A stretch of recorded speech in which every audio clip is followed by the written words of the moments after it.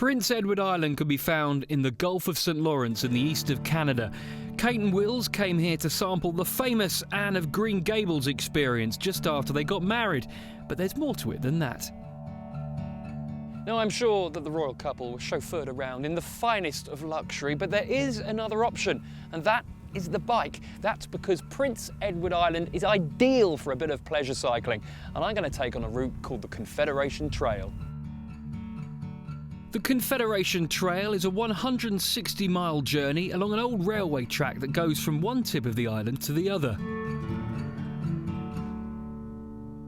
To cycle the Confederation Trail, you don't have to be a real big athlete or anything like that. Most of it is flat, and the bicycles just travel along very easily. To cycle the trail from tip to tip, it would take about 5 to 7 days, and then you can take a break maybe one day. We'll set you up with a hybrid bike, the water bottles, the helmets, and as far as having issues with your bike, there's many bicycle repair shops along the way. Now, pedalling can be thirsty work, so what better place to choose for my first detour? This is the Myriad View Distillery in Rollo Bay, PEI, and we're the makers of Canada's legal moonshine. Moonshine itself would be a raw product, traditionally made at home in a shed or in a barn. To describe the taste of moonshine would be to describe the color of the sky. Some people have likened it to a young tequila.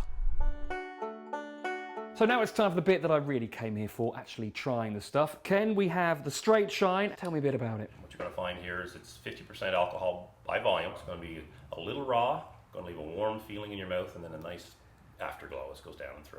Okay, let's do it. Okay. Bottoms up.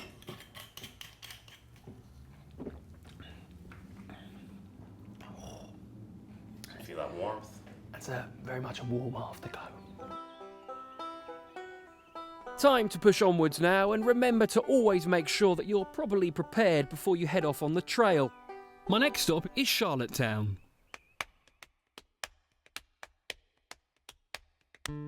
Charlottetown is the capital city of Prince Edward Island, and since 1995 has been home to a world-famous shellfish festival.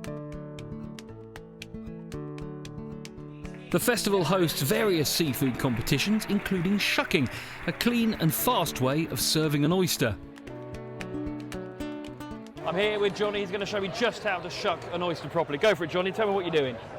First, you have to break the hinge at the front of the oyster, and you roll your wrist till you hear the hinge snap.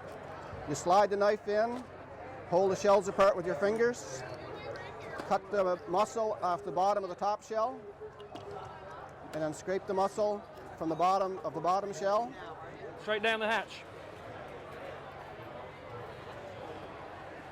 That is fantastic. Can I have another one, please? Sure. Yeah. So, full of seafood power, it's time to get back on the saddle. And there are constant reminders that this path used to be a rail track, one of the most obvious being Kensington Station, built in 1904 when the railroads were thriving. Back when the railways were being planned, communities would have been desperate to have their own station because they knew that it would bring with it a guarantee of prosperity. These days, your biggest guarantee is of seeing pedal-pushing, lycra-clad leisure seekers. Back to the present day, and you don't need a degree in agriculture to see that Prince Edward Island's countryside lends itself to farming. There are also orchards aplenty, and they don't just eat the apples here. Oh. When it gets to the end of a hard day's pedalling, there's plenty of great choices accommodation-wise. One of the more unusual is West Point Lighthouse. Built in 1875, it also still does its original job.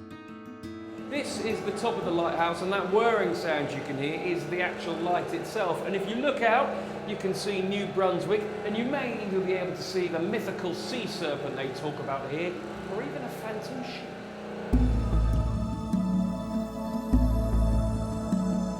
That's because the lighthouse and the area itself has more than its fair share of mystery and myth. They see a ship on fire with the sailors jumping off into the water. The sea serpent, many people have seen that. It seems to come up out of the water. It raises its head and looks around and then disappears. Many people come and dig for buried treasure, and as far as I know, none have been found, but supposedly Captain Kidd's treasure is behind the lighthouse. I did find a load of treasure, but sadly I couldn't fit any of it in my panniers. Never mind. And so the Confederation Trail officially comes to an end in the town of Tignish, in the northwest of the island.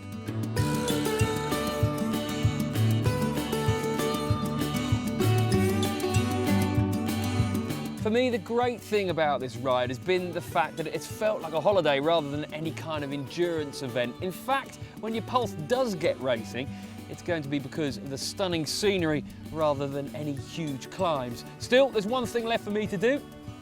That's to get this wheel wet.